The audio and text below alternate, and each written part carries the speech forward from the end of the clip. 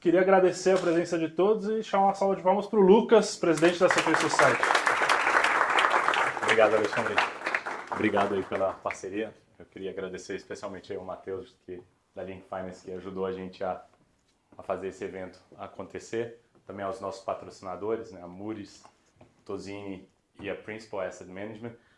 E aí, pensando que a gente tem a Link Finance, enfim, eu vou pedir aqui uns 5 minutos para os charter holders, talvez para relembrar tudo que a gente passou, mas para dar um pouco para vocês o que é o CFA Program, e aí incentivar vocês a participarem assim que formarem, seguirem essa trilha, né? Vocês não vão ter o benefício que eu tive, né, que era a ignorância, né, que às vezes a ignorância é uma benção, né, de você não saber o que está fazendo, mas acho que é legal para vocês terem um pouquinho de ideia, né? Então, eu gosto sempre de começar relembrando a todos nós o que é a nossa missão, né? Então, a gente está aqui hoje para liderar a profissão de investimento, né, de forma global. O CFA Institute é uma instituição global. E aqui a Society, a gente está juntando todos os charter holders que estão no Brasil, mas a gente tem link com todas as societies ao redor do mundo, né? Eu vou passar um pouquinho de números também para vocês terem uma ideia do que a gente está falando, tá? O que eu mais gosto aqui dessa missão é onde que a gente está setando a barra, né? E a gente quer não o high, mas o highest standards de Ethics, Education and Professional Excellence, né? Então é isso que a gente está buscando todo dia, né? Então o CFA Program não é uma coisa que você tira e você esquece, né? A ideia é que você tenha uma continuing education, né? Então tem muito material o tempo todo para se atualizar, né? Como acho que é o tópico que a gente está vendo hoje, há 5 anos atrás a gente não falava de inteligência artificial, né? Mas isso está remodelando muita coisa. Então a gente precisa continuar aqui se atualizando, escutando, refletindo para a gente continuar crescendo também na nossa carreira, né? E por fim, e que eu acho que é o mais importante, é que a gente busca o benefício da sociedade, né? Não é um benefício pessoal, né? A gente é uma instituição neutra, a gente não tem nenhum sponsor aqui porque a gente vai defender alguma opinião, a gente está olhando o que é melhor para ter um mercado mais eficiente em benefício da sociedade, tá? Falando dos números, o mais recente que a gente tem, somos 204 mil charter holders ao redor do mundo, e a gente tem mais de 200 mil candidatos, né? Então esse número ele vem crescendo, nos Estados Unidos relativamente estável, mas em mercados como Índia, China, ainda a gente vê muito crescimento, assim como no Brasil. A gente fala hoje de 158 societies ao redor do mundo.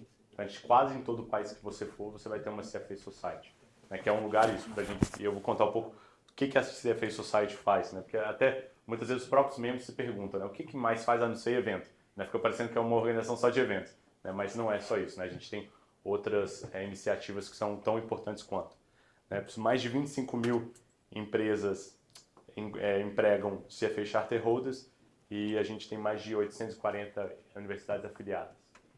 E aí, quando a gente fala afiliados, uma das coisas que tem é que, eventualmente, o Level 1, o programa do undergrad já cobre, eventualmente, grande parte do que é do Level 1. Tá? Enfim, aqui são um pouco dos valores, né? Eu não vou passar um a um, mas o que eu gosto bastante, acho que vocês podem aproveitar hoje, né, e espero que todo mundo veja cada vez mais, é o networking, né? A gente fica falando um pouco disso, mas eu não consigo estressar o quanto que isso é importante. Eu estou hoje onde que eu estou literalmente por causa de network. É você conhecer a pessoa certa que vai te indicar para algo, né? Então, o que eu falo, inclusive, quem está na faculdade, use bastante disso, porque vai ser importante durante a carreira, né? Mas também, o mundo que a gente vive no Brasil, acho que não está funcionando aqui, né? Mas acho que a parte de ética, né? O que a gente está vendo aqui no Brasil todo dia, os cadernos de finanças, não deixa a gente feliz, né? Então acho que a gente está aqui para promover um alto padrão de ética, né? A gente espera que isso não mais aconteça aqui, por exemplo, no mercado igual ao Brasil, né? Contando rapidamente hoje, como é que estão os critérios para você virar um charter holder, né? Então, quando você tem um undergrad ou você está há 2 anos de terminar a faculdade, você já pode se inscrever para o Level 1. Tá? E aí, depois você tem que passar o Level 1, 2 e 3 e ter 4 mil horas de experiência profissional. Então, isso também não adianta nada você só estudar, você tem que ver na prática. E aqui é a parte mais difícil que eu não lembro. Quem que é charter holder aqui? Quem que passou direto sem repetir a gente tem um selection bias aqui, né? Porque, geralmente, se você for pegar os números do CFA Institute falam que só 20% das pessoas que terminam sem repetir. De cada 5 que começam o program, só um termina.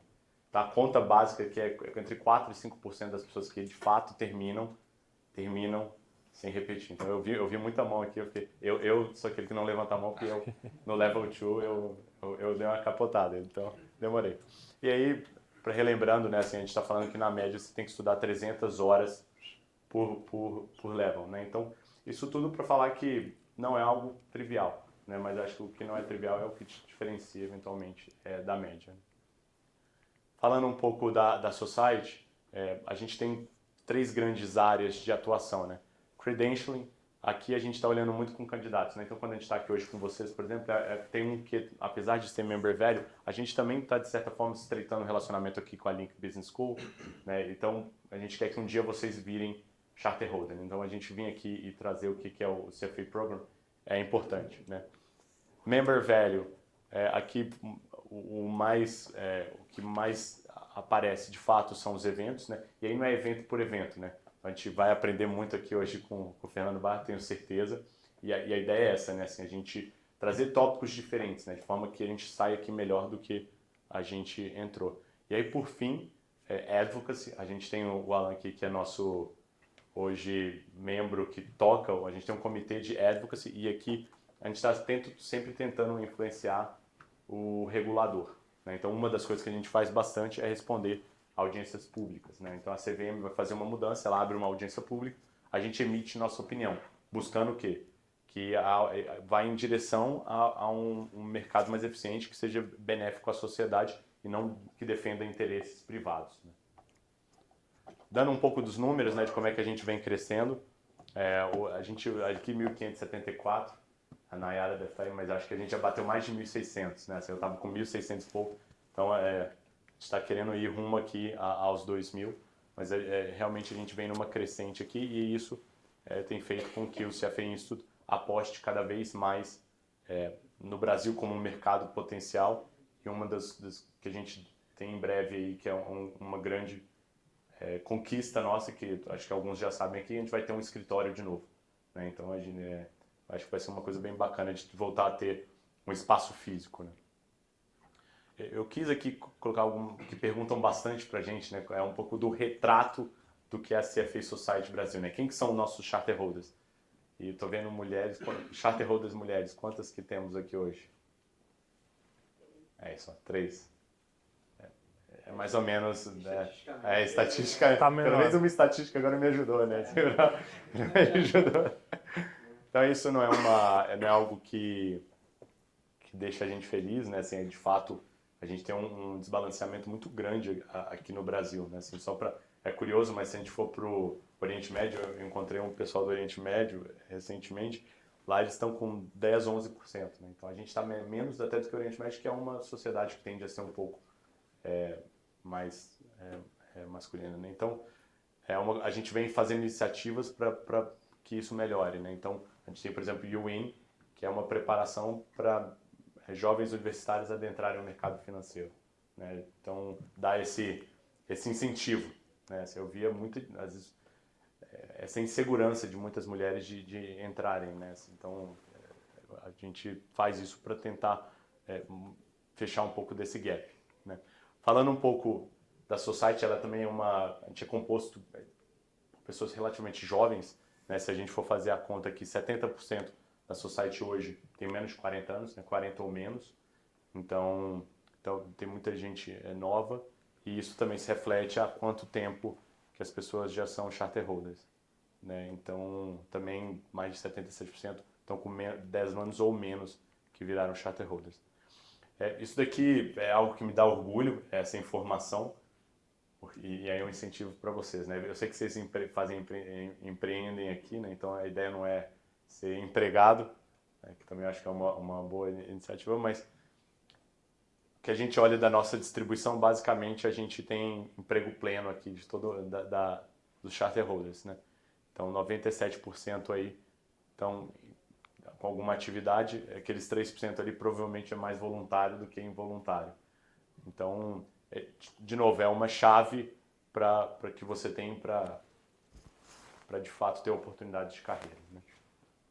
Aqui um pouco da distribuição, também como que cada que os charterholders estão envolvidos, né? Que classe de ativo que costuma trabalhar. Grande parte equities é um currículo que realmente é denso em equities, né? Ele foi pensado lá atrás muito para quem é equity analyst, então acaba que tem esse skill aqui para equities, mas também você vê que fixed income, mas se a gente pensar, 52% basicamente estão nesses dois tipos de ativo, e aí ali um pouco do que cada um está fazendo, né? Pois é, tá falhando, né? Nomes de quem empregam, e aí acho que são uns nomes meio óbvios aqui ao redor do mundo. E aqui no Brasil, o maior empregador hoje é Itaú, mas a gente tem XP com bastante, BTG também, e alguns outros bancos, mas a gente começa a ver também, que é curioso, acho que tem até gente aqui que está em empresa, né? Eu basicamente hoje estou em empresa. Tem mais alguém que está em empresa ou todo mundo em mercado financeiro? Então a gente vê também um pouco dessa migração, né? É algo que a gente tem pensado bastante em trabalhar. Então é isso, acho que não quero me estender muito, vou apresentar agora a estrela da noite. Então, falando um pouquinho do Fernando Barra, ele é especialista em inteligência artificial, com mais de 25 anos de experiência em tecnologia e inovação.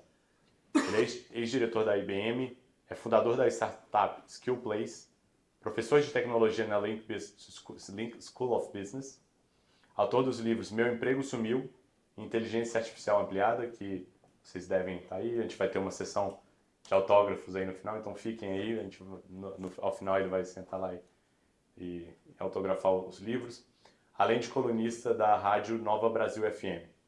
Nos últimos anos, participação de projetos de transformação digital e inteligência artificial em grandes empresas, atuando na revisão de cultura, processos e tecnologia. Estudioso das mais recentes inovações, tem apoiado líderes de mercados a se adaptarem ao novo cenário digital, marcado pela disrupção de modelos tradicionais e pela criação de novos mercados. Fernando, obrigado por estar aqui com a gente. Boa noite. Falar de inteligência artificial com o pessoal que passa de primeira no CFP não sei nem se o chat GPT passa de Ele primeira. demorou para passar, né? Ficou uns 3 anos tentando, mas agora a última Agora IA passou? Passou no Dá level uma 3. ajudinha. Ela foi na estatística, repetiu várias vezes. Para não cobrir. E o Lucas esqueceu de avisar, na verdade eu esqueci de falar para ele, o autógrafo e R$500 dá um bom jantar no Dalvidito. Bom, prazer estar aqui com vocês. A ideia é trazer algumas introduções, ponto de vista. Não quero trazer uma enxurrada de gráficos do impacto, se estamos numa bolha ou não. Podemos bater um papo sobre isso sem dúvida nenhuma, mas contar uma história do que eu gosto, que é fazer uma correlação entre tecnologia e futuro do trabalho. Essas duas coisas quero mostrar em alguns minutos aqui para vocês, estão extremamente interligadas. E a melhor forma da gente dizer se o Elon Musk vai dominar o mundo ou não é a gente olhar para o passado e tentar aprender com o passado. E aí sim discutir o posicionamento, o que funciona.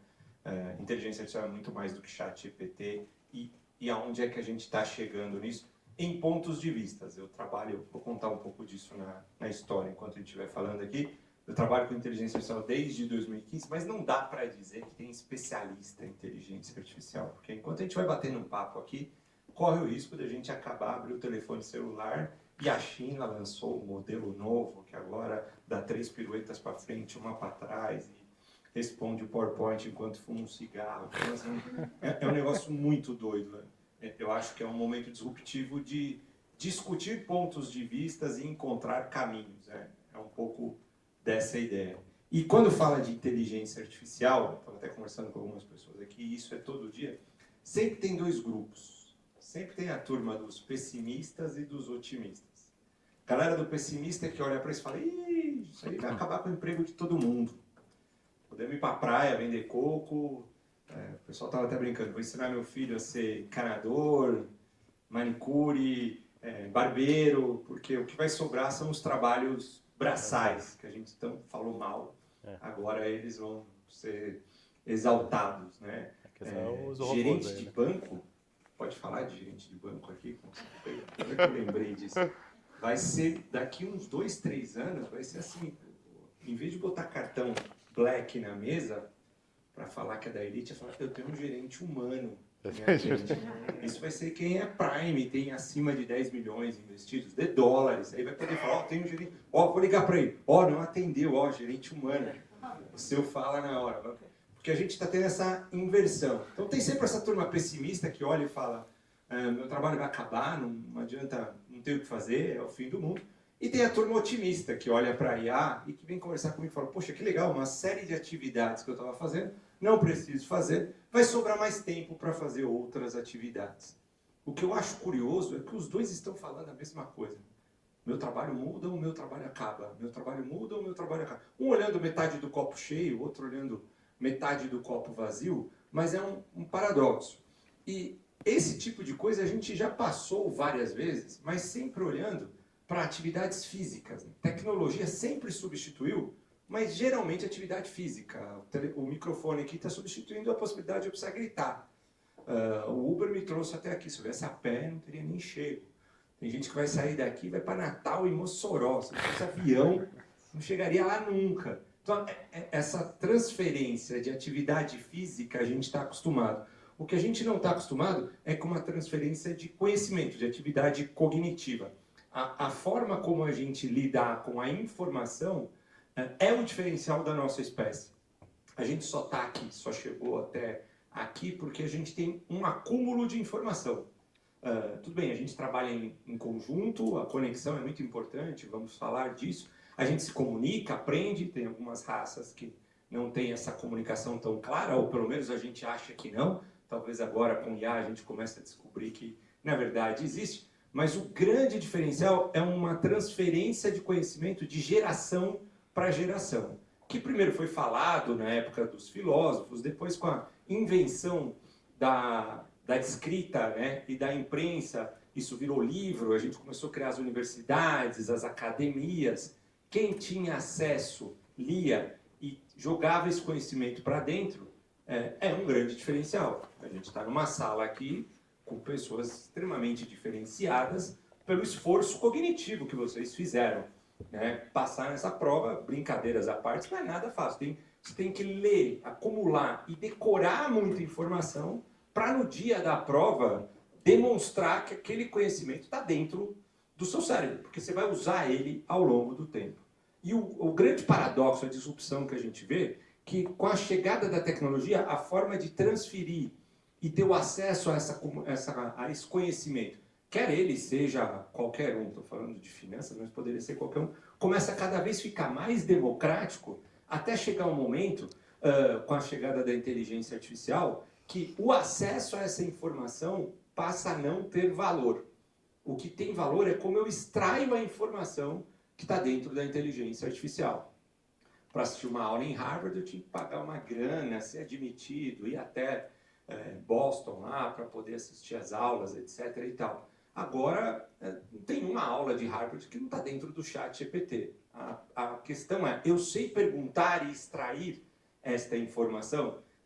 Esta mudança do acesso à informação que antes vinha e eu acumulava no meu cérebro, e agora eu não preciso acumular, eu já tenho toda ela, mas eu tenho que saber pegar, parece algo simples, mas ele muda completamente a nossa relação de comunicação, de negócios, e a forma como a gente vai se estruturar e fazer o trabalho. Não é algo novo, a gente já vem terceirizando funções do cérebro há algum tempo, sem perceber.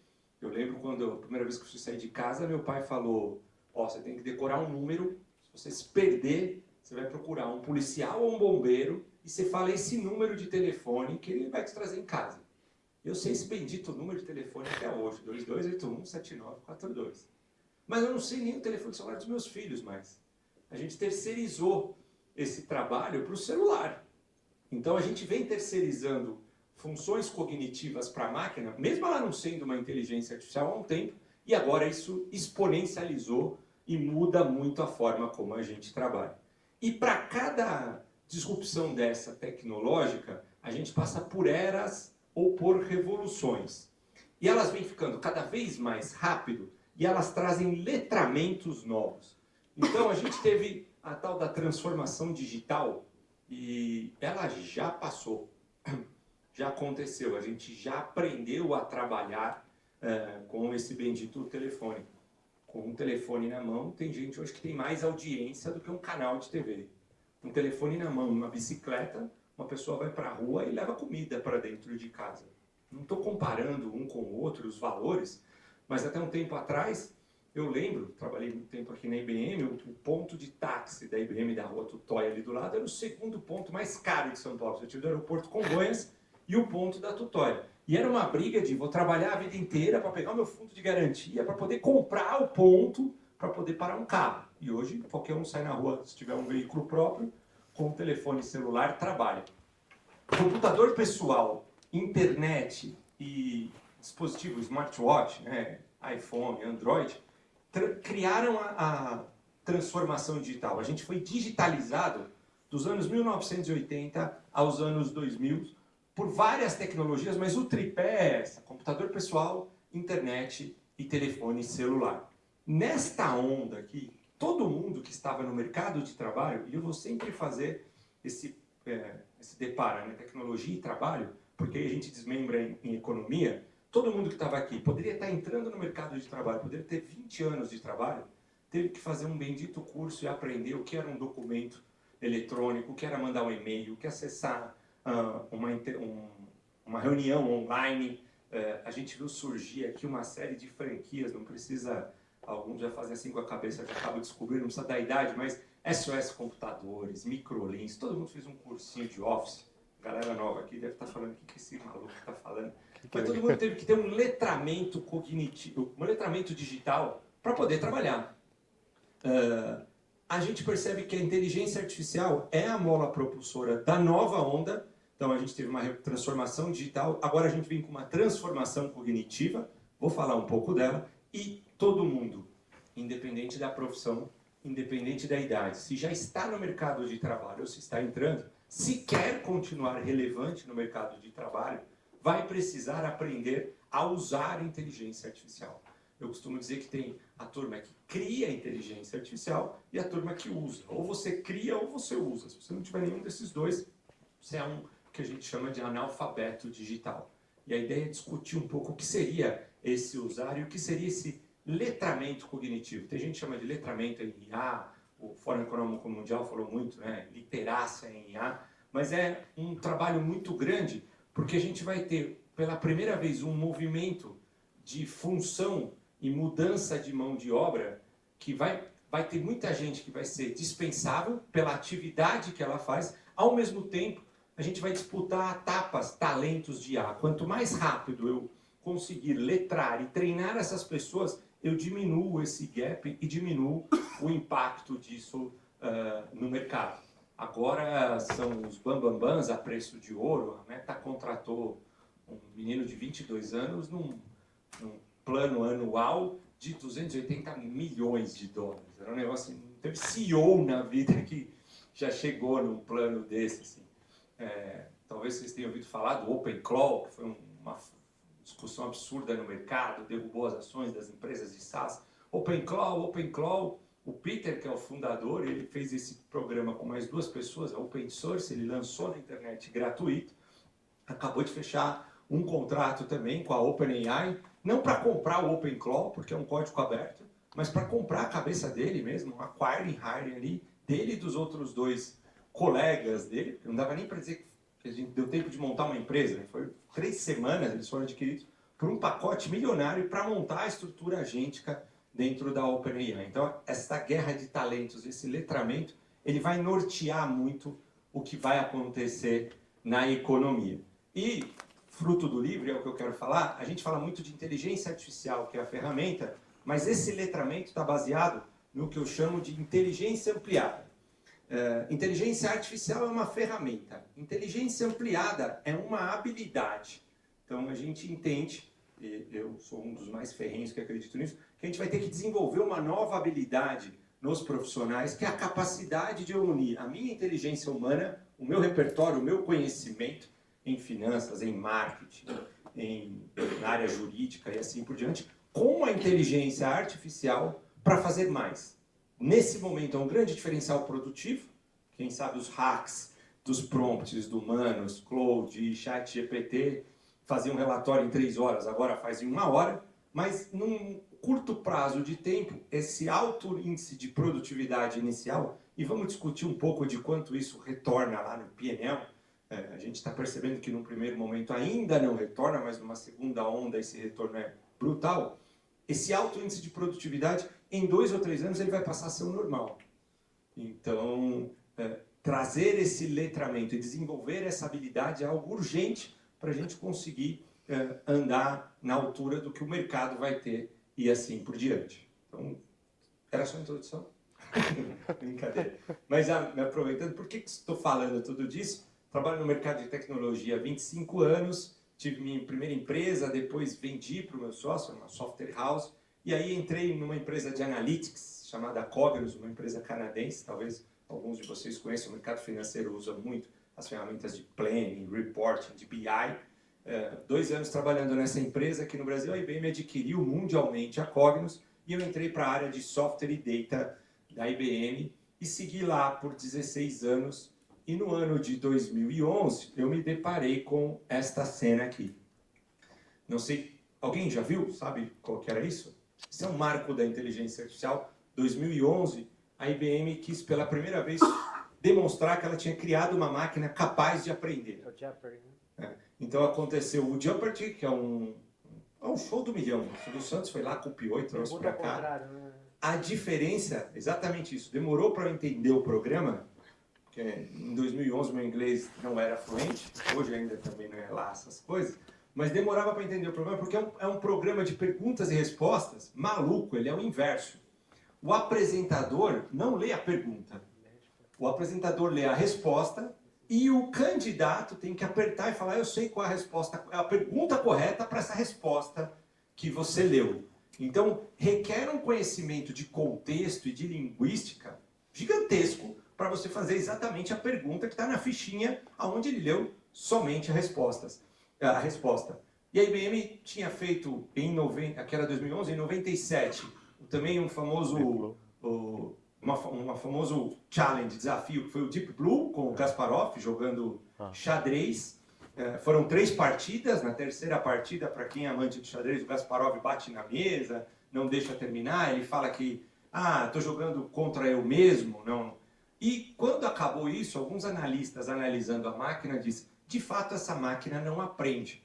A máquina Power, que foi o Deep Blue, foi uma máquina que a IBM vende até hoje, ali a gente tinha conseguido criar um nível de processamento que era possível armazenar e calcular praticamente todas as jogadas de xadrez. Ela tem um número finito de jogadas, óbvio que vai envolver muito por qual caminho o jogador estava indo, mas tudo que o Kasparov já tinha jogado estava ali dentro. Então, os cientistas da época falaram: a IBM não criou uma máquina que aprende, ela criou uma máquina que processa muito rápido e que armazena mais do que a gente está acostumado. Esse desafio, a ideia era outra. Não, peraí, aqui ele vai ter que aprender e desenvolver ao longo do programa, já que a gente não sabe quais são as perguntas, para onde vai, raciocínio. Então, a máquina não poderia estar ligada na internet, foi carregado para dentro dela toda a Wikipedia, que era o que a gente tinha de conhecimentos gerais na época, um delay de 3 segundos. Então, quando o apresentador lia a resposta, que deveria ser a pergunta, davam 3 segundos, o Watson poderia apertar a mão, ele poderia apertar o botão, os outros apertariam o botão com a mão, ele poderia só disparar o botão. E o funcionamento dele, eu trouxe aqui para ilustrar, mas é o mesmo funcionamento que a gente tem de aprendizado de IA hoje. O funcionamento dele era buscar na base de dados as principais respostas possíveis para aquela pergunta, colocar em ordem de probabilidade, e ele lia em linguagem natural. Então ele entendia inglês, respondia em inglês a resposta com a maior probabilidade de estar certa. Se o apresentador falasse a resposta certa, aí ele carimbava com 100% e ignorava as outras. Se o apresentador falasse resposta errada, ele ignorava aquela, pegava a próxima com a maior probabilidade e assim ele ia turnando, configurando, em outras palavras, aprendendo ao longo do programa. Basicamente, isso foi montado sobre uma estrutura de aprendizado do ser humano. A gente só aprende de duas formas, pelo exemplo ou pela experiência. Pelo exemplo, é o meu pai falando, Fernando, não coloca o dedo na tomada que dá choque. Eu absorvo essa informação, acredito nela, não coloquei o dedo na tomada, aprendi que colocar o dedo na tomada dá choque. Pela experiência já dá para ter uma ideia. Ou eu ignorei o que meu pai falou, ou essa informação não chegou, ele esqueceu. Coloquei o dedo na tomada, tomei um choque, aprendo que não posso colocar o dedo na tomada. É assim que o ser humano aprende. Aqui na Link a gente aprende em sala de aula pelo exemplo, o professor passando conteúdo, à tarde na prática, pela experiência, o aluno criando a startup e testando se vende, se dá certo, volta, muda o modelo de negócio. É assim que a gente sempre aprende. Inteligência artificial, do Watson ao Claude, ChatGPT, Manos, é a mesma coisa. Ela aprende pelo exemplo, pela quantidade de dados que a gente carrega para dentro dela. Ela aprende pela experiência, pela quantidade de interação, pergunta que a gente faz, que dá o joinha, fala tá certo, tá errado. Quanto mais eu pergunto, mais ele vai se auto-configurando ali, aprendendo e mudando as respostas. Já, para a gente não ficar em 2011 vindo, título de curiosidade, ChatGPT foi lançado em novembro de 2022. Já existia um modelo, mas em novembro de 2022 alguém teve uma ideia brilhante de colocar uma tela que qualquer ser humano pudesse conversar com uma inteligência artificial. Antes eu precisava saber fazer pelo menos um programa em Python para fazer uma requisição e receber o texto. A tela foi de chat, porque todo ser humano que já usou alguma tecnologia sabe usar um chat. Um garoto que acabou de ser alfabetizado, meu filho, a minha avó, tem as tiazinhas do WhatsApp, tem os garotos do Instagram Direct, tem os asiáticos no WeChat, não interessa, todo mundo sabe usar um chat. Quando a OpenAI colocou essa tela, ela liberou algo que qualquer pessoa poderia usar, varreu a internet, aliás era uma empresa sem fins lucrativos, não tinha problema, e lançou um modelo. Em 2 meses, foi novembro de 2022, janeiro de 2023, já tínhamos o recorde de 100 milhões de pessoas terem feito pelo menos uma pergunta para o ChatGPT. Se a gente comparar com o TikTok, que era o fenômeno da época, ele levou 9 meses para atingir 100 milhões de usuários. 2 meses, 100 milhões de pessoas fazendo alguma pergunta, imagina como esse negócio não aprendeu.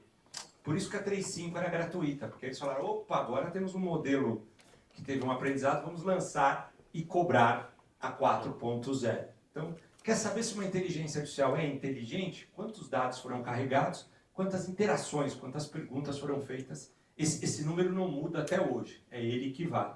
E foi isso que fez o Watson em 2011.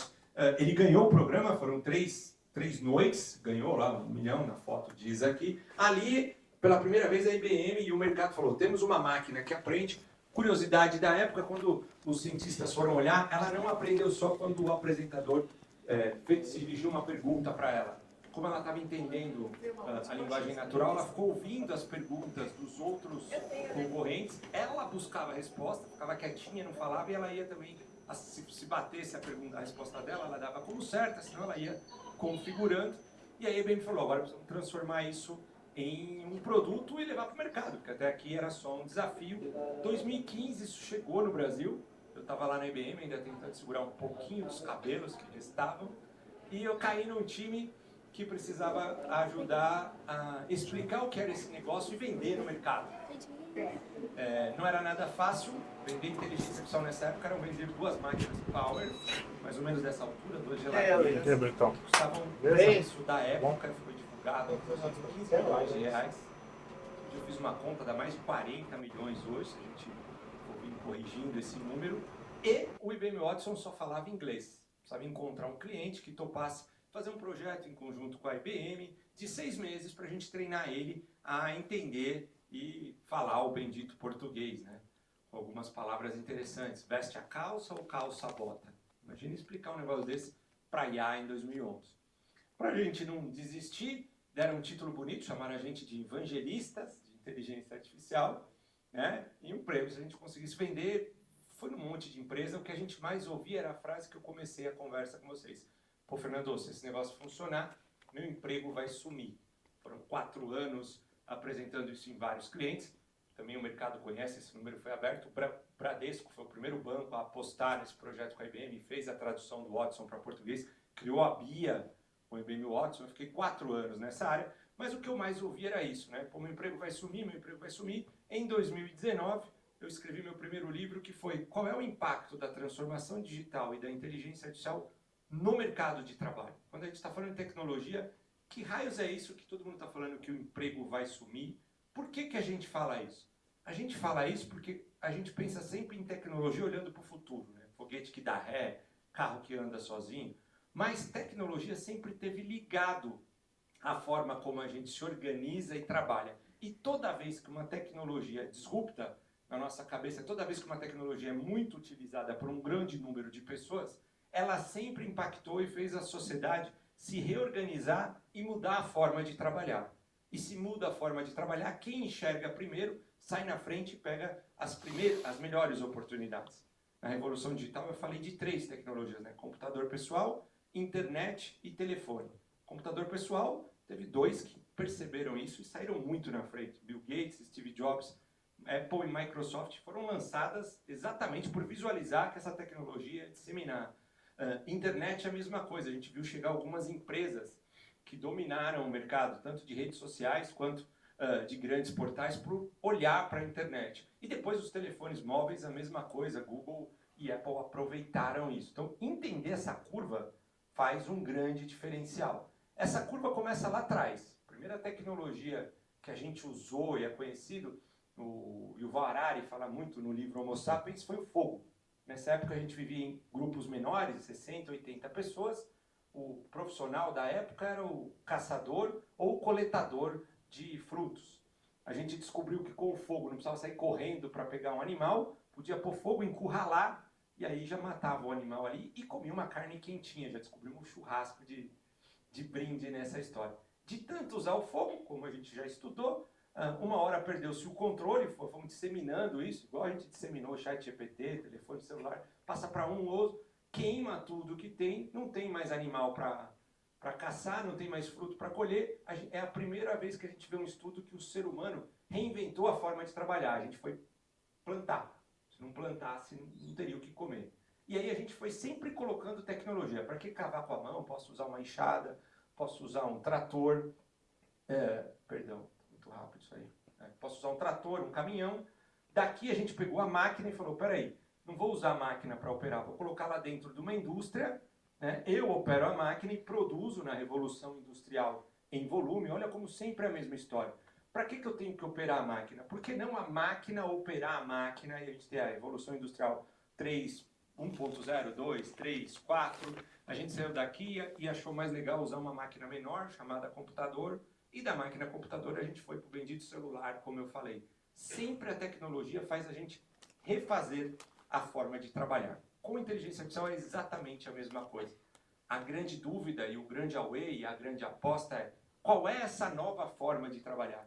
Os milhões de valuation e de aposta no mercado financeiro, que vocês conhecem bem melhor do que eu, não estão tão ligados na tecnologia, mas sim como a sociedade vai se reestruturar para trabalhar no momento que eu tenho uma ferramenta que tem esse conceito de mudar essa forma de trabalhar. Mas essa forma de trabalhar é uma nova revolução, que a gente chama de revolução cognitiva.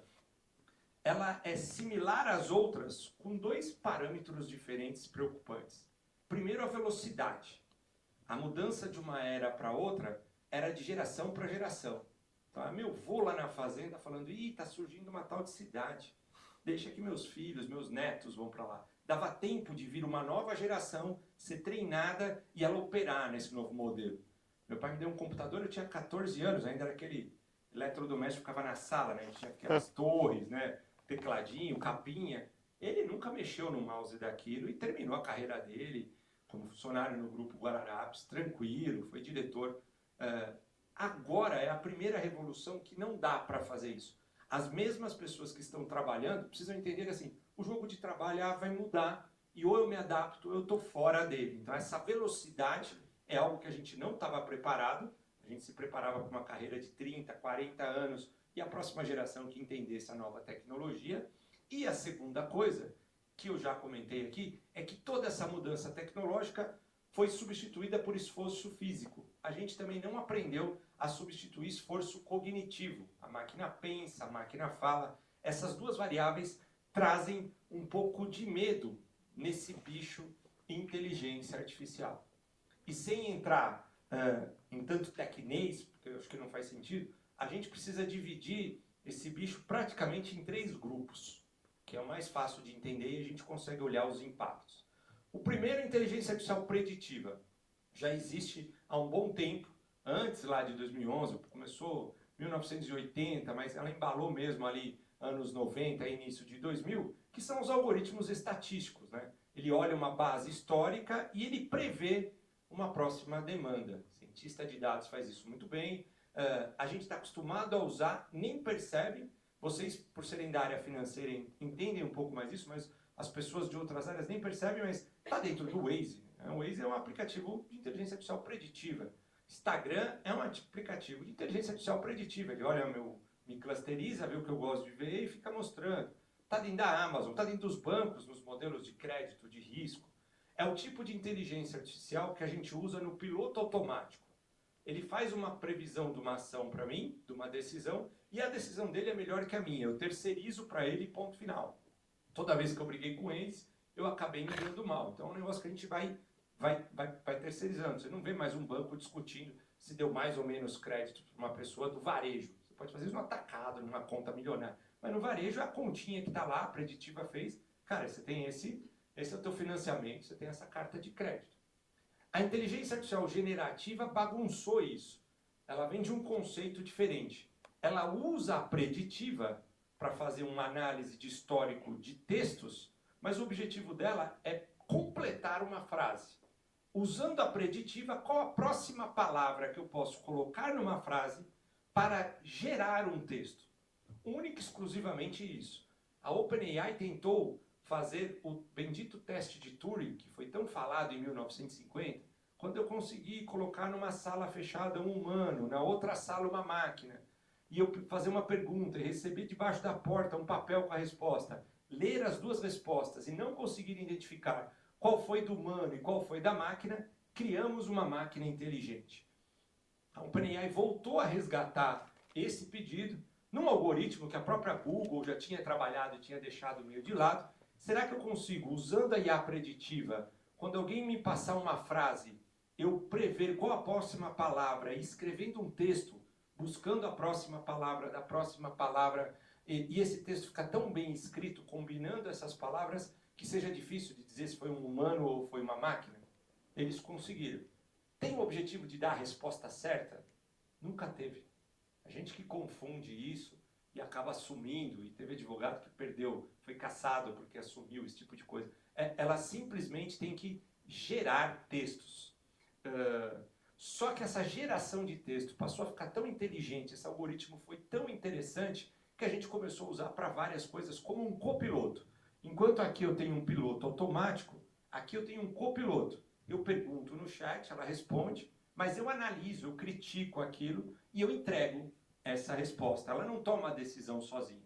Isso traz uma capacidade de produtividade muito grande. Essa inteligência artificial habilitou a inteligência ampliada que a gente está falando. E agora, quando eu uno a preditiva e a generativa, que aprendeu muito bem esse contexto, e ligo elas nos sistemas, instalo ela na minha máquina e dou acesso para lá ver a minha caixa de e-mail, um diretório de pastas de documentos da minha máquina, o meu WhatsApp, ela se transforma numa agêntica e ela executa o trabalho no meu lugar.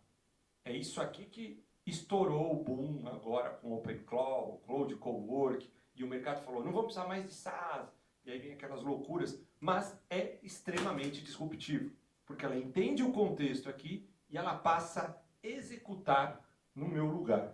De uma forma mais didática, a gente lida com inteligência artificial. Eu estou tirando a preditiva, que são os modelos estocásticos, estatísticos, que a gente já está acostumado. A gente lida com ela mais ou menos assim. A gente começa a usar via um chatbot, GPT, Gemini, Claude, cada um escolhe um. Os modelos estão muito parecidos. Essas guerras a gente olhar lá o relatório, ganhou um ponto acima, um ponto abaixo. Porque a gente vai usar já é completamente insignificante. é só um jogo de fornecedor para tentar puxar de um lado para o outro, mas é que ela está trabalhando junto com a gente. À medida que aquele prompt ficou bom, você gosta do resultado, você salva, começa a repetir, você pode até compartilhar este prompt, que nada mais é do que um playbook de como ela tem que executar passo a passo uma ação com outras pessoas. Eu criei uma vez um prompt que eu passava para ele, a gente usou muito aqui, um texto que eu salvava do Cloud ou um vídeo do YouTube de uma aula minha, ele extraía a descrição e baseado naquilo ele criava uma apresentação no modelo que a gente quer dar aula de 2 horas aqui na Link, iniciando com o rapport, aquecendo, trazendo o conteúdo e no final fazendo uma aula invertida para checar se o aluno aprendeu. Defini esse passo a passo para não deixar ela gerar à toa, definir, escrevi, quase que escrever uma receita de bolo em linguagem natural e ele começou a repetir e ficar igual. E aí eu emprestei para o Alexandre, que testou, falou, pô, ficou igual, para o Thiago, para outro professor. Chegou uma hora que estava tão legal que a gente transforma num assistente. O mercado passou a chamar isso agora de skills.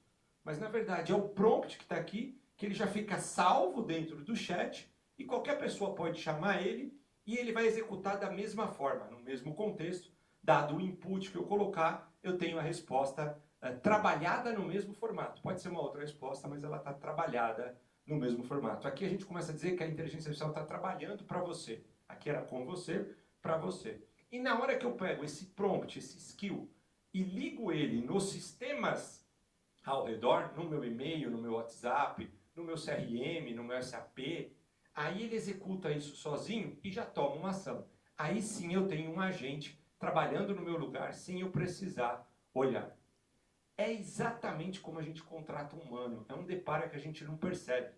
Chegou um estagiário, um trainee no escritório, ele cola do seu lado e tenho certeza que quem já teve essa experiência falou, pô, eu ia fazer isso aqui mais rápido, agora eu tenho que ficar explicando para ele como funciona.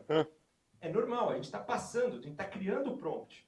Chega uma hora que a gente pega isso para ele e fala, agora faz você, mas ó, não entrega o relatório para o chefe, não traz aqui. Deixa eu ver como é que ficou esse relatório. Você está aqui, ó, no assistente. Ele já está fazendo um pedaço, mas ele volta para você olhar. Até chega uma hora que fala, amigão, aprendeu, agora você vai entregar lá para o cliente, toca a sua vida, se der um problema eu vou ter o resultado lá do cliente. E aí a gente vai aprendendo e vai crescendo. Esta crescente é igual. Quem começa a usar a inteligência artificial passa por esses 3 estágios e não é uma mágica que pula daqui para lá e todas as atividades estão lá. Eu tenho atividades que eu ainda faço assim, eu tenho atividades que já estão aqui, algumas eu estou jogando para lá. Hoje pela manhã, curiosamente, eu peguei aquele Cloud Cowork, não tive coragem de ligar o OpenClaw, porque é um código aberto, todo mundo está... Aquilo você instala na tua máquina e tem acesso a tudo, e uns hackers já começaram a invadir. Então, se você fez, formate sua máquina. Se você não fez, teste com algumas empresas mais conhecidas, como Humanos, que agora é da Meta, a própria Cloud. Mas eu liguei e falei para ele, você consegue... E assim, é uma conversa, não precisei ter código de programação. Eu dei acesso a ele a 2 pastas do meu Mac. A pasta de downloads. Falei, pô, entra aqui, faz uma análise para mim dos documentos que estão duplicados e gera uma outra subpasta chamada duplicados, não apaga, copia os duplicados para lá e documentos que tem mais de 1 ano da data de criação, joga numa outra antiga, chamada antigos. Cara, ele fez em 10 minutos, tinha uns 2.000 documentos nos meus downloads lá, que no Mac a gente tem essa mania de baixando para lá. Ele me liberou bons gigas do meu Mac, que estava lá de lixo, assim, ó, em segundos. Falei, poxa, divertido. Você consegue ler o meu WhatsApp? Ah, se tiver na web, via Chrome eu consigo. Posso? Pode. Ele falou, então instala aí e baixa com o teu QR Code. Dei acesso, ele leu, falei, ó, agora lê todas as mensagens do meu WhatsApp não lidas e classifica para mim. Aí encontrei 149 mensagens não lidas. Essas eu acho que são prioritárias, porque eu encontrei a palavra urgente, preciso, me ajuda. Essas outras já tem 2 semanas você não responde. Acho que não era prioritária. Ele ainda falou assim. E um outro que falou, aqui são grupos. Quer que resuma um grupo? Cara, fenomenal. Assim, a produtividade é muito grande. Tem vários desdobramentos nisso, né? Ele acabou de ler todas as mensagens do meu WhatsApp. Em que lei geral de proteção de dados eu tive que dar, eu dei o acesso. Onde a gente está? Eu sei que tem uma discussão em cima disso. Mas se prender essa discussão sem entender o que a tecnologia pode fazer, é um perigo. Porque a gente pode ficar segurando enquanto os outros estão avançando. a gente percebe um paradoxo que, assim, vale a pena eu abrir os meus dados em troca de mais produtividade. Em geral, com muita atenção nisso aqui, quanto a dado sensível, não estou entrando nesse mérito, mas em geral, no mundo atual, eu abrir dados em troca de ter mais produtividade tem dado mais ganho no mercado. Quem está saindo na frente, trazendo, convidando os colaboradores para usar com consciência, com letramento, está encontrando essa produtividade mais rápido do que aquele tipo de empresa que fala, não, peraí, não faz nada, bloqueou todo mundo, ninguém acessa. Esse cara na pressão, um grande banco aqui do Brasil, eu almocei tem umas 3 semanas com o CIO dele, ele falou, enquanto a gente está aqui, assembleias e discussões de qual vai ser a ferramenta e o padrão e a segurança de dados, a gente fez um estudo e quase que 80% dos coordenadores para baixo, o middle management ele é bonzinho, ele já foi treinado, educado, ele não faz. Mas dali para baixo, o cara está pegando o computador do filho, subindo o Excel no chat GPT do filho para entregar o relatório que ele está na pressão. E a gente está perdendo isso de todo jeito. Então, como é que a gente vai ensinar e fazer ele usar adequadamente? E é isso que a gente está chamando de inteligência ampliada. O que a gente percebeu é que quando eu uno a inteligência humana com a inteligência artificial, com a ferramenta, eu trago, em média, de 3 a 6 vezes mais produtividade para um profissional.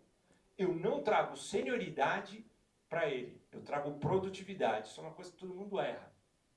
Se eu pegar um aluno que acabou de sair de uma faculdade, da Link, ou do INSPER, ou da GV, está pronto para entrar, ele é um analista financeiro júnior, por exemplo. Se eu der um chat GPT para ele, ele não vai se tornar um analista financeiro pleno ou sênior. Ele continua sendo júnior. Mas ele é de 3 a 6 vezes mais rápido do que outro analista júnior igual ele, que sabe usar a ferramenta adequadamente. Ele vai fazer mais em menos tempo, ele erra menos, perdão, que a ferramenta faz, e ele é mais criativo, ele tem mais ideias. Então, quem que o mercado vai escolher? O analista financeiro que sabe usar ou o analista financeiro que não sabe usar? E tem uma grande discussão em cima disso, dessa produtividade. As empresas, saiu um relatório do MIT falando isso. Poxa, quanto dessas empresas, usando inteligência artificial ampliada, usando essas ferramentas, trouxeram resultado para o PNL? Num primeiro momento, esse resultado é muito baixo.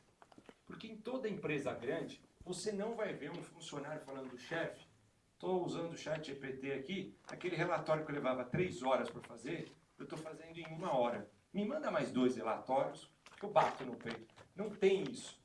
Só que depois que esse letramento é feito, que a gente está lá no agente ou no assistente, quando a gente consegue transformar ele em agente, quando a gente automatiza o processo, aí a redução de esforço é muito grande. E aí sim, nessa segunda onda, você vê um ganho no P&L absurdo. E aí vai depender do mercado que essa empresa está. Se ela está num mercado que ela pode roubar um market share muito grande, a gente fala um mercado de abundância, a gente vai pegar esse mercado e não vai demitir as pessoas, vai fazer mais com a quantidade que a gente tem.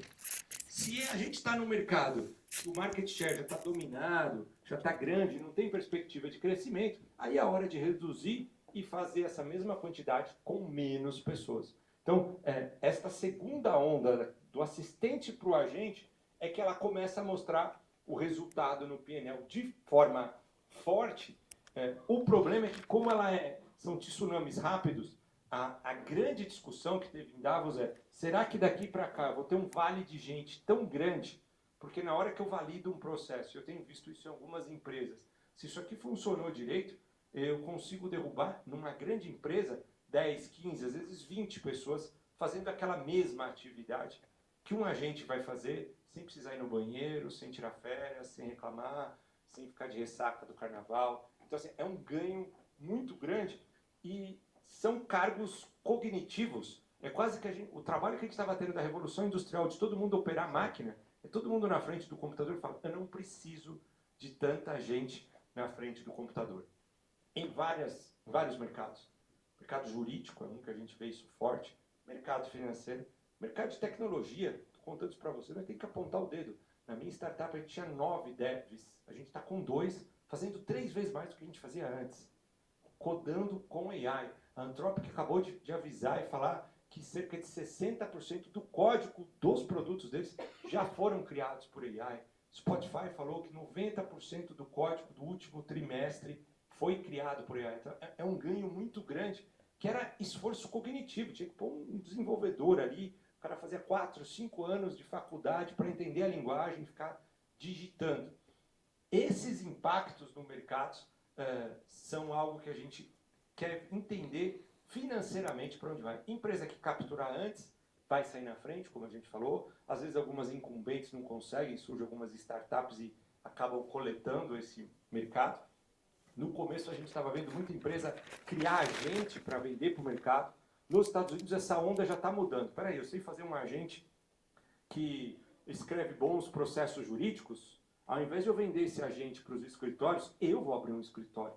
E eu vou capturar esse mercado para mim, porque aí eu tenho um LTV grande, um long tail, a margem é minha, o business é muito maior do que eu só vender um agente que amanhã ou depois outra empresa pode criar e rouba isso de mim. Então a gente está vendo muita mudança para esse lado, né? Eu vou criar meu software, eu entrego o serviço para o cliente, eu vou fazer um serviço as a service e mato o software as a service, mas eu mato aquele segmento, não vou prestar um serviço de tecnologia para ele. Aqui tem um caminho. Em paralelo, tem a bolha financeira. Vocês entendem isso muito melhor do que eu. Essa bolha sempre existiu. A gente viu a bolha.com, ela não matou a internet.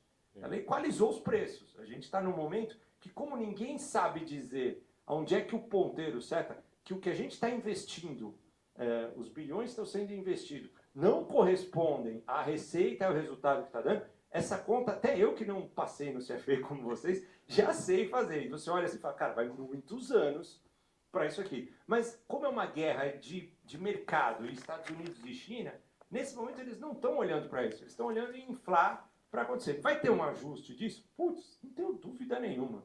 Se vai ser semana que vem, daqui 1 ano, 2 anos, esse ajuste ele vai acontecer na hora que a tecnologia der a primeira engasgada. A gente ainda toda semana consegue lançar uma versão nova de algo que ainda não fazia, para alguém olhar e falar, não, peraí, vale a pena pôr mais uma ficha, vale a pena pôr mais uma ficha, deixa eu pôr mais dinheiro.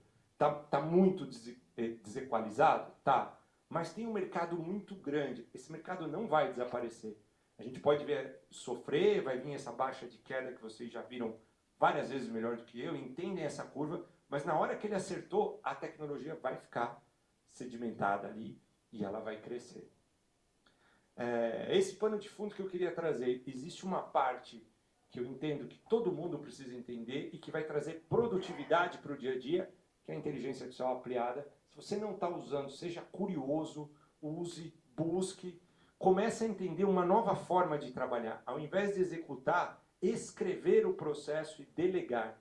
A gente não tem, quem já foi gestor de pessoas tem um pouco mais de noção disso, mas não é prática nossa. Nosso caminho é eu sei fazer, eu tenho. Se ao invés de parar para fazer, eu escrever o processo de como ele é feito, tem um agente ou uma IA que, se não hoje, amanhã faz aquilo numa qualidade e vai ser um jogo de venda de processos. Quem desenha o melhor processo, a melhor forma de executar, mais efetiva, mais eficiente, ganha mercados. Então vão ser poucas pessoas dominando modelos de como executar qualquer processo, de uma análise de investimento, a uma análise jurídica, a criação de um software, a criação de uma apresentação, qualquer área que envolvia pensamento cognitivo, desenhar e dominar o processo vale mais do que executar o processo a partir de agora. E, num segundo lado, uma forte mudança de injeção desses agentes, desse processo, criando novos modelos de mercado que têm uma eficiência absurda, com uma quantidade de pessoas muito pequenas e atendem os mercados. Essa equação vai se ajustar ao longo dos próximos 2 a 3 anos, mas com balanços assim preocupantes para o mercado. Em algum momento, eu vejo aí nos próximos 2, 3 anos uma quantidade de pessoas que trabalham em atividades administrativas e cognitivas perderem totalmente o valor. A gente não está acostumado nisso, e aí assusta. Primeiro a gente nega até poder entrar, né? E um percentual pequeno de pessoas que vão entender que agora o que vale é desenhar esse processo, morder esse mercado e ter um valuation, assim, a gente vai ver uma desigualdade, eu acho que aumenta muito. Isso não significa perder qualidade, mesmo tendo essa desigualdade, a qualidade de vida melhora muito, porque a gente vai ter acesso de IA para todo mundo. Perfeito? Muito obrigado pelo tempo de vocês. Espero ter trazido informações relevantes.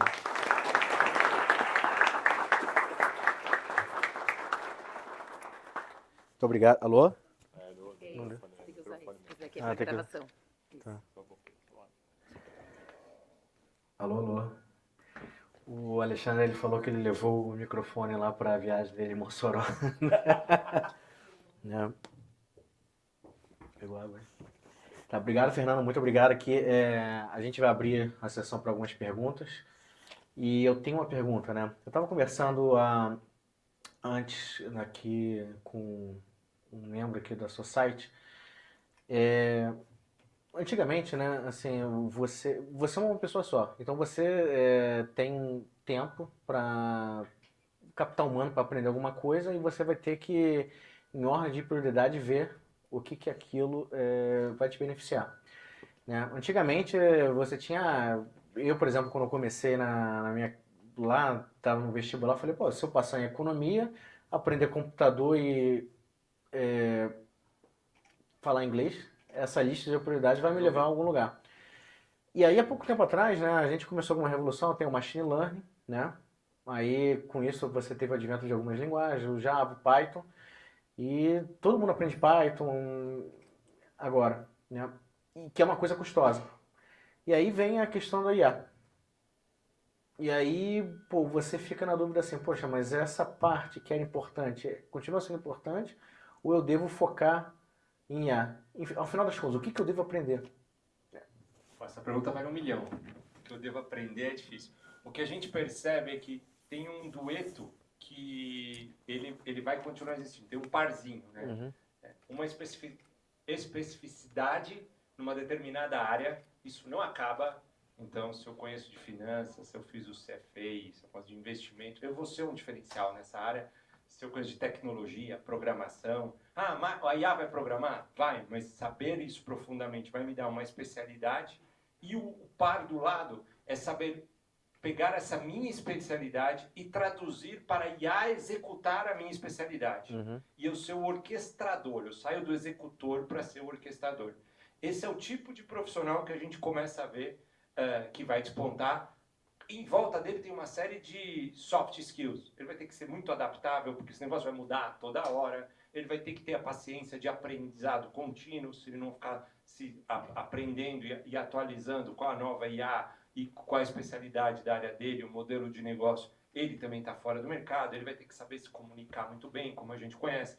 Mas esse dueto é o que está mostrando que o mercado. Vai ser raro você ver alguém que é salvo se ele é da área de tecnologia.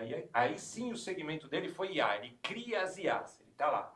Mas se ele não cria as IAs, ele é bom em finanças e sabe dominar bem as IAs para elas executarem a especialidade dele de finanças. Se ele é bom de vendas, ele domina bem um processo de vendas, um funil de vendas, um time de vendas e sabe usar bem a IA para executar as vendas. E assim vai para todas as áreas. Era um baita advogado da área civil, ele conhece bem esse processo e sabe executar. Esse parzinho, ele é inerente para sucesso em qualquer área. Então, escolher ainda uma indústria e uma habilidade sua, ela é indispensável. Então, assim, na área financeira, o Python era a ferramenta, não é a execução. Hoje, saber programar em Python não é o diferencial. O diferencial é o que eu preciso pedir para uma IA para que ela faça em Python para eu chegar no relatório que eu quero. Esse relatório que eu quero, eu, por ser de tecnologia, não sei pedir. O máximo que eu aprendo aqui é fazer o cálculo WACC lá, para a gente fazer o valuation, que o Alexandre ensinou 10 vezes até eu entender. Agora, o ato de escrever esse cálculo em uma linguagem de programação, Python, C, isso vai ser específico só para alguém que quer dominar demais tecnologia para ensinar uma nova linguagem para as IAs. Perde completamente o valor. É triste de falar isso, porque às vezes gastou tempo. Eu acabei de fazer o curso, foram 6 meses para aprender isso, mas é real, está acontecendo.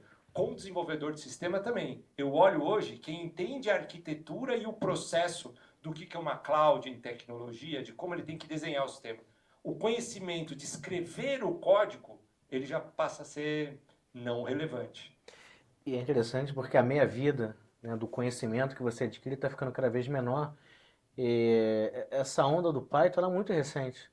né? Então teve muita gente que comprou essa Gastou tempo. bolha e atualmente, assim, perdeu o nexo. E uma outra coisa também, né? Se você for no LinkedIn, você vai ver que grande parte das vagas de emprego são para treinar IA, né? Empresas dos Estados Unidos, China, diversos países contratando gente do mundo inteiro para treinar IA. Num primeiro momento, que conheçam bem algoritmos estatísticos Isso. para ensinar IA. Mas a segunda onda, que eu acho que ela vai ser mais forte, é o conhecimento dele no negócio com a IA. Não, exatamente. Por exemplo, gente de finanças, gente de na parte A jurídica, ele está OpenAI pegando. começou isso agora. Eu quero um médico bom que conheça AI para treinar o meu OpenAI Health. Eu quero um cara bom, Anthropic, que é um cara bom de finanças para treinar o Cloud Finance. Então, o pilar ainda do duetinho ali, do par, é algo completamente inerente para os próximos anos. Impressionante. Vou abrir aqui pergunta para plateia aqui. Só complementar uma coisa, Tá. Alan, embora a gente veja isso e falar, temos salvação, a humanidade não está perdida, é uma quantidade de pessoas bem pequenas também em cima disso. Eles vão ser especialistas. Se eu precisava de 10 caras de finanças, um cara bom de finanças com AI agora vai ser o contratado, não vão ser os 10. Então, é um tipo de especialidade. Agora vale a pena, né? A gente voltou para o generalista, agora vale a pena você ser muito especialista com o advento AI, com a linguagem AI junto. Outro dia eu li que até as pessoas estão usando o chat GPT como psicólogo, né? É verdade. Sim, sim. Sério? Que é um perigo, porque ele só responde aquilo que você quer, né? Chama de Não, mas aí você pode fazer um prompt pro cara ser durão, né? Pô? Obrigado. Só pegando um gancho no comentário de ter o conhecimento, né? E como você falou, Fernando, não, o cara é um advogado muito bom, ele vai usar a IA agora, né? De uma forma que vai, vamos dizer assim, multiplicar a produtividade dele, o conhecimento, etc. Mas aí até pegando um gancho, a gente está numa universidade, né? Tem muitos falados dos que estão entrando no mercado, né? Que eles, essas pessoas profissionais, não têm essa bagagem toda que quem já está há 10, 20, estava até conversando antes aqui com alguém a respeito disso, né? E aí, como é que fica para esse pessoal, né? Assim, que está começando agora, que de repente tem uma resposta, tem processo de inteligência artificial, mas que não tem a bagagem para poder fazer um julgamento, talvez assim, mais refinado, né? Desses outputs aí que o pessoal... Tá perfeito. Não tem e faz mal. Aqui na Link a gente usa a Link, foi a primeira faculdade a fazer uma prova usando AI e as primeiras notas foram horríveis, porque tem que forçar ele a pensar de uma forma diferente. O que eu vejo assim, e é o que eu falo aqui em sala de aula, o diferencial dessa geração nova é o outro lado do parzinho. Não é o lado da especialidade em finanças. Vai levar anos para aprender isso. Mas essa turma que está aí não conhece AI. Então, começa a estudar finanças, mas se aprofunda em AI absurdamente nas ferramentas, tem esse letramento, essa literácia, para você levantar a mão e falar, agora eu posso trabalhar de um lado de um sênior, porque junto a gente se complementa e faz um trabalho melhor até eu virar esse sênior. É o único caminho que eu vejo. Meu filho está no último ano da GV e eu falo para ele, a gente contratava lá na IBM, em todas as empresas, o pessoal da GV, do INSPER, da Link, todas as excelentes faculdades, mas olhando duas coisas. Não era o que você aprendeu lá, é o que você domina de inglês e de Excel. Que aí você faz os relatórios para mim, atende o meu par lá fora. Eu contratei muito assim. E era um jeito de ele, aí sim, aprender a experiência do negócio. Eu olhava zero se ele sabia software ou se ele sabia mercado comercial. Né? Fui account manager na IBM por um bom tempo. Tem experiência comercial? Não. Conhece de tecnologia de software? Não. Manja de Excel? Faço comer com farinha aqui, sei fazer todas as macros, fala bem inglês, fala, então já vai falar com o meu par lá fora, tira as dúvidas e vai fazer todos os relatórios que os sistemas não estão dando. Hoje é zero esse conhecimento, porque com um chat GPT, com um Cloud, eu não preciso de uma pessoa que fez 4 anos, estou falando do meu filho até, fiz 4 anos de uma faculdade para fazer Excel. Então, agora ou ele domina AI para ele ter o direito de entrar no jogo. Eu não acredito nesse modelo de que os júniores toda empresa vai parar de contratar júniores. Essa conta não fecha em 6 meses. O júnior ele tem mais facilidade de aprender AI, mas ele precisa se complementar com o sênior. É a primeira vez que uma tecnologia favorece demais o sênior, porque o sênior sabe fazer uma boa pergunta que um júnior não vai saber fazer. E eu não estou falando de idade, é de conhecimento. Se eu mudar de área agora e ir para o jurídico, eu sou júnior no jurídico. Meu prompt vai ficar muito ruim, não tem jeito. O cara que usava o Excel sem mouse não é um diferencial agora. Não é mais. Que antes era a primeira prova para entrar como treininho. Aqui, por favor. Opa, obrigado aí pela apresentação, sensacional. Acho que assim, tem muita coisa acontecendo no espaço de AI no que tange o mercado financeiro, né? Parece ter uma assimetria inconsistente no mercado, né? Por um lado, teve essa correção agora do mercado, né? Mas também por outro lado, tá todo mundo falando, não, mas a AI vai dominar tudo, né? Então parece meio, pô, como assim vai dominar tudo? Mas então vende as ações de tecnologia, então tá um pouquinho isso, está sendo muito discutido. E eu acho que, pelo menos nas discussões que eu participo muito no mercado financeiro, é muito focado no lado dos números, das finanças, etc, né? E eu acho que no final das contas, o mais importante é qual que é o estado dessa tecnologia mesmo, né? Porque se a tecnologia for incrível, os números vão encaixar lá de alguma forma, né? Então eu queria perguntar para você, que você está na vanguarda da tecnologia, você pega um Claude, por exemplo, né? Eu tentei já pesquisar, falei, pô, que raios, o que esse Claude faz, que agora todas as empresas de software estão corrigindo muito para baixo, né? O que ele faz, assim, na prática diferente? O quão autônomo ele é na prática? Como é que está o estado dessa tecnologia de fato? Tá. Eu vou trazer o lado tecnológico da coisa. Tem uma inflação em volta aqui, está muito inflamado esse negócio financeiramente, vocês vão entender melhor do que eu.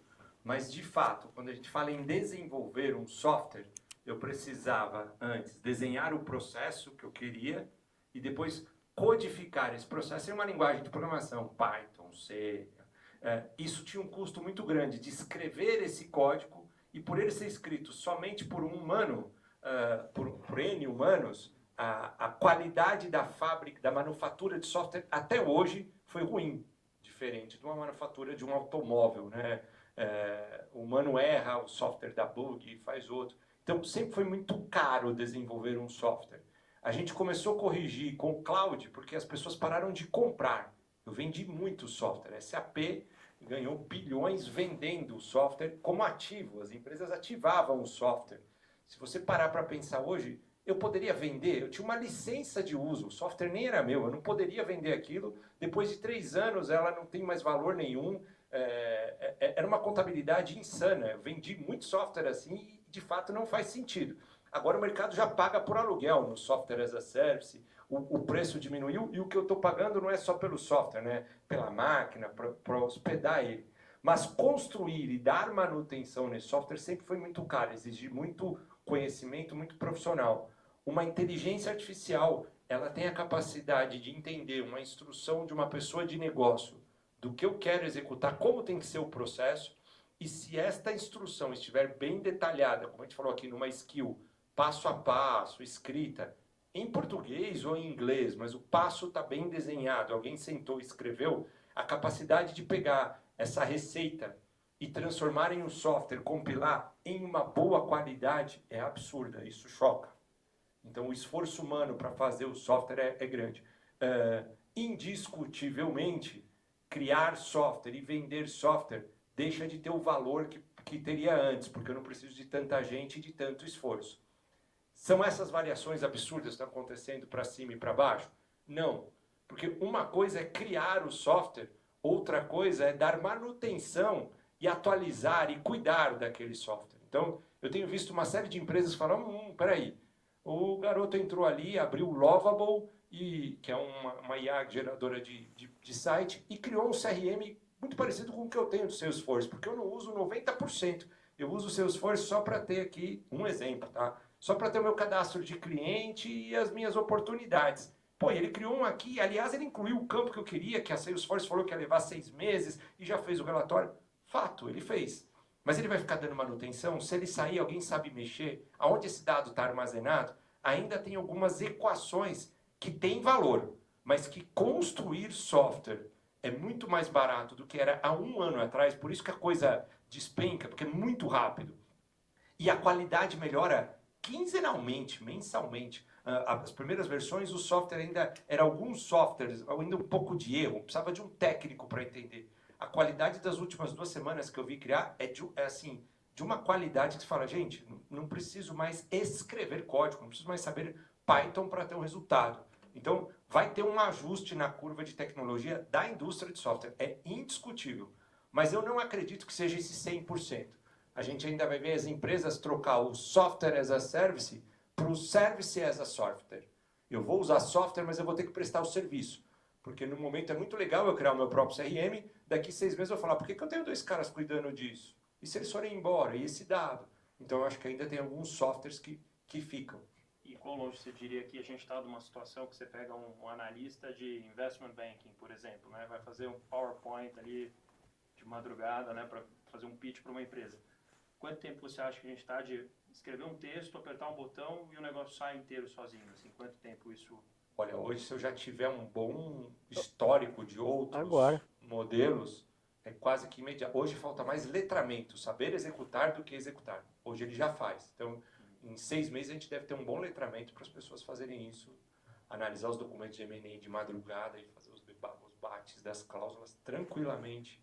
Então, assim, esse esforço cognitivo ele cai demais, que é um esforço muito parecido com o esforço de construção de um software. Então, sobre essa sua questão, né, tem várias empresas que hoje sobrevivem, são as cash cow, que elas literalmente vendem softwares que são até já de muito tempo, Microsoft, Adobe, então elas que estão em maior risco de terem o seu valor de mercado evaporar. Sem dúvida, é isso que a gente percebe. Os grandes softwares as a service, SaaS, que principalmente se ele é multi-indústria, né? Salesforce é uma potência, foi o primeiro a entrar nesse modelo de pagar, em vez de comprar, pago para usar. O Mark Benioff, que é o fundador, era da Oracle, que vendia o software, saiu e criou, só que ele virou um CRM que ele serve para todas as indústrias. Você vê Salesforce em banco, em manufatura, em marketing. Então, ele perde um pouco a especialização. E aí ele começa a ser muito genérico. Construir algo em IA que seja mais específico para a sua área é barato e ele deve perder uma grande fatia. A centralização do mercado começa a diminuir. Salvo, e aqui agora nós estamos fazendo um exercício de futurologia, hein, gente. Não necessariamente eu estou correto nisso que eu estou falando, pelo amor de Deus. O que eu acho que ainda leva um pouco mais para frente são áreas de compliance. Então, SAP, quando tem ali o FICO fazendo o fechamento e postando esse número de uma empresa, tem um compliance tão grande para isso acontecer, que aí o pessoal vai ter um pouco de medo de falar, pede para o garoto que entrou construir um com AI e fazer igual. Vai chegar lá, mas ainda leva um momento. Então, conta corrente de um banco, cartão de crédito e alguns modelos da SAP, tanto é que o preço da ação dela mexeu um pouco menos, porque é um software que tem um pouco mais de core business ali, de compliance, de regulação do mercado. Agora, quando a gente vai para CRM, software de colaboração, de comunicação, ele tem um valor baixo de core, de compliance, que pode ser facilmente substituído. Pode falar. Boa noite, muito obrigado. Mais um comentário, uma reflexão sobre aqueles 2 últimos estágios, né, do assistente e do agente. Acho que vai fazer um ano que eu pivotei minha carreira de auditoria tradicional para desenvolvimento de sistemas multiagentes focados na que a gente chama de comunidade GRC, né? Governança, riscos e compliance de grandes instituições financeiras. Então, trabalho com isso há mais ou menos um ano e já estou na segunda instituição financeira. Tem um pensamento, um raciocínio sobre o ROI, que é muito interessante quando a gente trata desse tipo de solução, que é o seguinte, essas comunidades GRC, seja segunda linha, terceira linha, então riscos, compliance, auditoria, etc., é o patinho feio do income statement, porque é custo, só custo. Então, quando você pensa a GenAI, principalmente os sistemas multiagentes, dentro disso, a primeira coisa que vem em mente, cortar custo, cortar pessoal. Qual que é o ponto que eu tenho percebido já na segunda instituição financeira, desenvolvendo esses produtos, esses sistemas multiagentes, e quando a gente coloca isso para rodar? A gente não vê, à primeira vista, um ROI tão explícito, porque existe uma diferença de, ok, eu consigo fazer o trabalho que eu fazia antes em 4% do tempo que eu fazia antes. Mas quem disse que eu vou fazer o trabalho que eu fazia antes? Então, você tem um ganho de escopo brutal e isso acaba gerando um ROI mais indireto do que direto, no final das contas. Então, eu acho que é um paradigma quando a gente está no assistente, no agente, né? Porque quando você está com essas ferramentas mais pros colaboradores, ele não vai parar no que ele já fazia, ele vai mais. E se ele vai mais, ele acaba gastando o mesmo tempo, basicamente, que ele gastava antes, só que ele entrega um resultado melhor. E esse ROI do resultado melhor, ele é indireto de se calcular nessas novas tecnologias. Então, eu queria saber sua opinião sobre, ok, como que a gente... Ah, não, beleza, você entregou já o que tinha que entregar, bola pra frente. Você está na crista da onda e é onde está a maior discussão. Quanto mais eu vou dar para o meu colaborador, já que eu dei uma ferramenta mais produtiva? Eu vou dar 3 vezes mais o trabalho? 2 vezes? Ele não levanta a mão e pede. Eu acho que essa conta vai ser cada vez mais difícil de fazer. E na minha opinião, de novo, não tem certo, tem errado, esse é um preço que a gente está pagando para trazer o letramento. A gente ainda não sabe onde esse ponteiro para.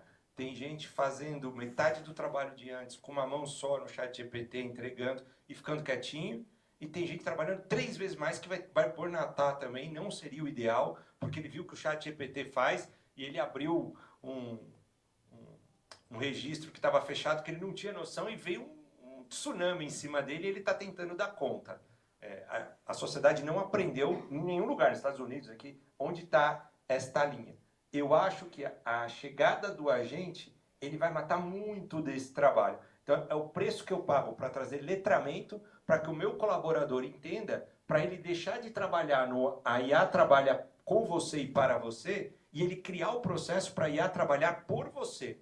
Então, num primeiro momento, como eu comentei aqui, esse ganho, ele é muito... Salvo se eu tenho uma estrutura pequena e eu tenho muito controle. A minha startup tinha 9 devs. Quando eu vou de 9 para 2 e faço 3 vezes, é muito fácil eu medir esse ROI e falar, caramba, o Itaú tem, esse número é aberto no mercado, 6 mil devs. É impossível fazer essa conta. Ah, eu posso trabalhar com 3? Talvez eu mate os 3 que sobram. Ah, não, eu vou continuar com 6, mas eu vou produzir 10 vezes mais software. Ainda não tem. Mas na hora que eu treino essa turma e ensino, eu posso vir num segundo momento falando, peraí. Agora vocês já aprenderam. Por que vocês estão usando a IA como assistente?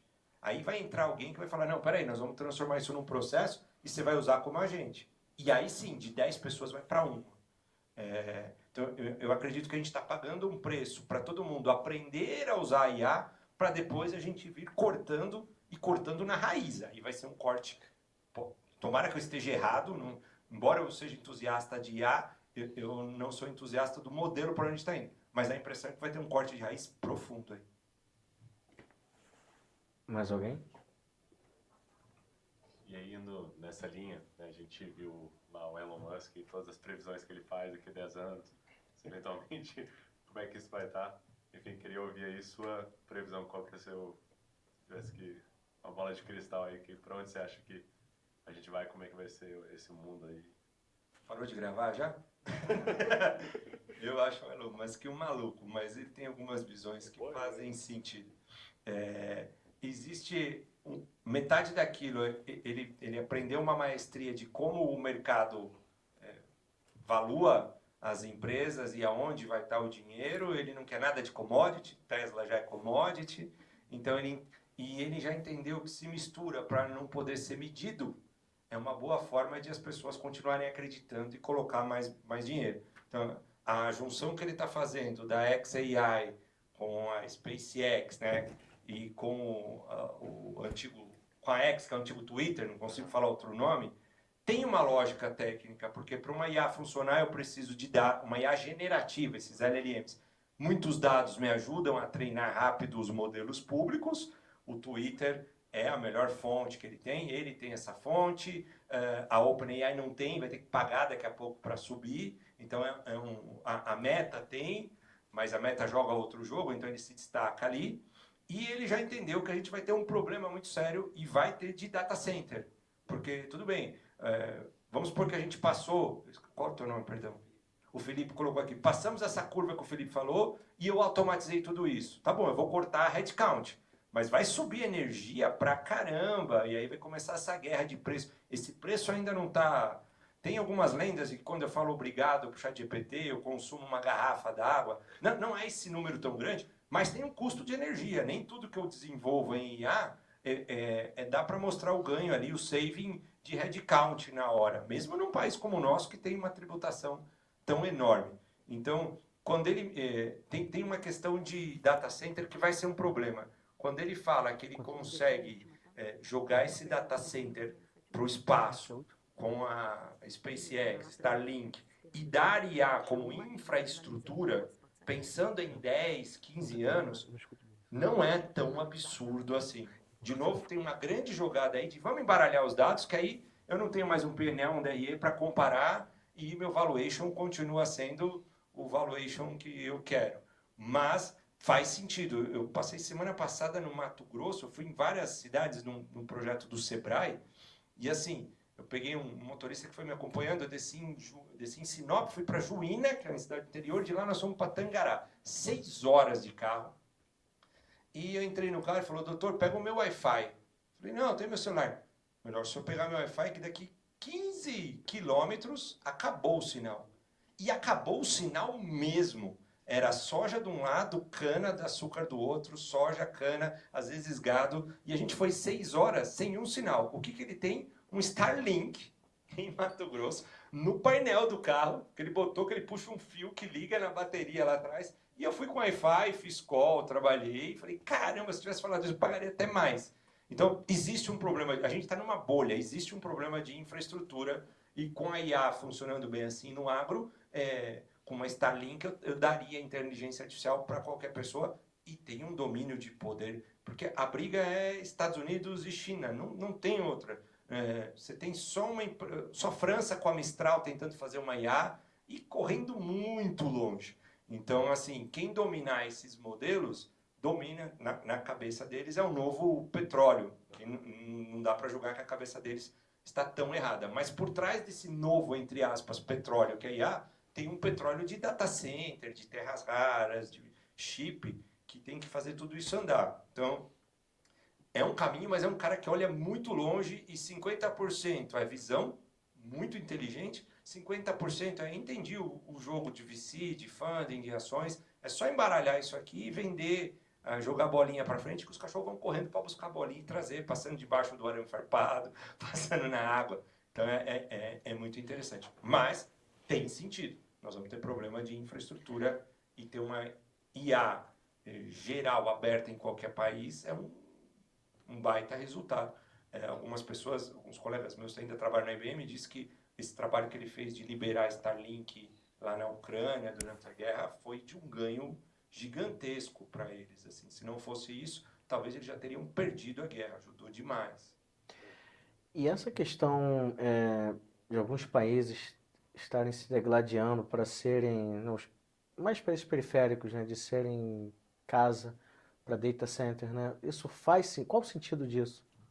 Faz muito sentido, de novo, agora um jogo futurista, na minha visão, eu vejo dois caminhos aqui que o Brasil está perdendo chance. Um é construção de data center, a gente tem espaço, tem energia eólica e energia solar, se for investido, dá com pau. A gente está numa região muito boa para ligar os data centers, né? É um país central, tanto para a direita quanto para a esquerda, para cima, para baixo não tanto, mas para a direita, esquerda e para cima a gente é um posicionamento importante. E a gente tem 20% de terras raras, que é outra coisa que vale muito. Então, esse caminho de infraestrutura é um que eu acho que o Brasil poderia aproveitar muito. E o segundo, que a Índia aproveitou muito bem, e que eu acho que agora algum outro país vai aproveitar, o Brasil poderia não estar, é na educação e no serviço, nos talentos. Se eu educo em AI e crio uma boa mão de obra, vai precisar. A Índia fez muito bem na transformação digital. O aluno, ensino fundamental, ele tem inglês e programação. Então, hoje você vê, eles dominam as fábricas de software. O presidente do Google é indiano, o presidente da IBM, o Arvind é indiano, da Microsoft e assim por diante. E eu acho que a gente vai ver um novo polo, talvez seja na Índia, ela aproveite, talvez seja na China. Não vejo os Estados Unidos aproveitar. O americano, ele já aprendeu a jogar outro jogo, ele não quer ser esse cara, jamais diria que isso é sujar a mão de graxa, mas ele não quer ser esse cara de serviço. Algum país vai ser o prestador de serviço de gestão de AIs. Temos duas perguntas ali atrás. Primeiro você aqui.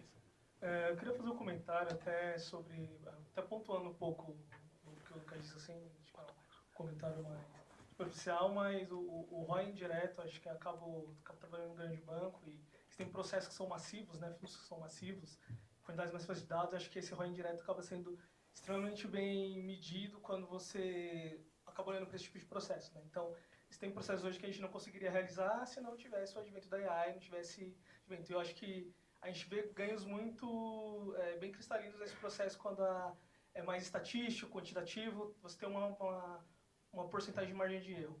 E dentro do meu trabalho, eu acabo sendo operador, né? Fica mais difícil ver esse tipo de ganho quando você trabalha em tópicos que são mais críticos, mais sensíveis. Você tem a necessidade de ter alguém ali para vistoriar, entender o que está acontecendo. Assim. Então, particularmente, eu até prefiro que o meu estagiário saiba Python, que eu acho que é mais fácil para ensinar ele a fazer um prompt do que ele sabe fazer um prompt para fazer ele ensinar Python. Acho que você acaba tendo essa dicotomia.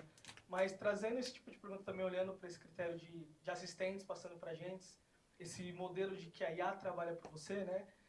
Qual que é o top of mind onde você acha que a IA pode chegar nesse processo que a gente não precisa ficar vigiando o que ela está fazendo, né? Existe também algum tipo de processo, algum tipo de iniciativa que trabalhe com esse paradigma do mercado de poder fiscalizar o que a IA está fazendo, um certo nível de preciosismo, de preciosidade que ela está conseguindo te entregar? Legal, excelente pergunta. Qual é o seu nome, perdão? É Luiz. Luiz, resgatando um pouco do que você falou e que eu acho super pertinente. Quando eu tenho um processo repetitivo de alto volume, de esforço cognitivo, vou pegar um exemplo de todo o banco, que eu vi vários, na IBM a gente trabalhou, ajudou a avaliação dos contratos de PJ, de leis e poderes. Quem pode assinar, quem não pode, é um documento, é só ler. Ali, o ganho é na hora. Colocou AI para fazer isso, tira 20, 30, tem um banco aqui no Brasil que tirou 200 pessoas fazendo esse trabalho. O ganho que a gente fala que ele não é tão visto, que a gente estava discutindo, é esse que é distribuído, que está todo... Eu estou usando o ChatGPT para fazer a minha apresentação. Eu levava 3 horas, eu levei 40 minutos. Esse eu colho para mim, eu não abro para o time, eu não fico contando para o chefe. É esse ganho, tá? Quando é específico de um processo, ele é extremamente repetitivo e dá para ver. E da sua segunda pergunta, existe uma curva de maturidade ainda indo para o agente. A Anthropic, ela trabalha muito esse número. Hoje, ele é um número global, ele deveria ser detalhado por indústria. Até onde eu vi, não cheio ainda. Mas você tem, em média, um número que diz que uma IA já consegue fazer 3 horas de autonomia de um trabalho humano sem precisar de supervisão. E a expectativa, como a curva é exponencial, é que daqui a 2 anos ela chegue num horário comercial de 12 horas, 16 horas, e aí é a hora que a gente vai ver substituições mais fortes. Mas são números médios por indústria. Eu acredito que na indústria de desenvolvimento de software esse número está muito maior. E em outras indústrias ele está muito menor.